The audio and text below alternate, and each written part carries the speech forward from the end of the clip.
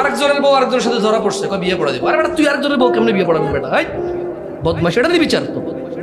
তুই ধর্ম বুঝিস না? তোর বাসায় কোরআন নাই? আরেক বেটা বিদেশ আছে, ওই বেটার বউ ধরা পড়ছে একজন লোকে, কয় বিয়ে পড়া দে মাথা কামাই দে। এটারই বিচার তো? হ্যাঁ, তোর ঘরে ডাকাতি করে তুই কি বিয়ে পড়া দিবি, মাথা কামাই দিবি রে? আরেকজনের বউ বিয়ে দিয়ে দে। কত বর্বর সমাজ, একটা মানুষ নেই প্রতিবাদ করে না। এটা আবার ভিডিও করে ইন্টারনেটে ছাড়ে, আবার বলে যে একবার ঠিক বিচার হয়েছে নাকি বিয়ে পড়াই দেবো। আরে বেটা, হেতে যা করার জন্য এই জায়গায় জেনা করার জন্য উঠছো, তুই বিয়ে করে দিলে তো তার আকাঙ্ক্ষা আরো পূরণই করলি। তুই আরেক বেটা বউ বিকে কেমনি বিয়ে দিবি রে? মানুষ মারা গেলে তো ইদ্যুৎ পালন করে 3 মাস 10 দিন, 4 মাস 10 দিন ইদ্যুৎ পালন করে। ওই জায়গায় আরেকজনের বউ কেমনে বিয়ে দিচ্ছে? ওই বেটা তালাক দিলে তো বেটা ইদ্যুৎ পালন করতে হবে, মানে তারপরে যে বিয়ে। আজকে ধরা পড়ছে, আজকে বিয়ে পড়াই দিচ্ছে। তো নিকৃষ্ট হয় নাকি সমাজ? একটা দেশের মানুষ এত আবর্জনা কিভাবে, এত আবর্জনা কিভাবে?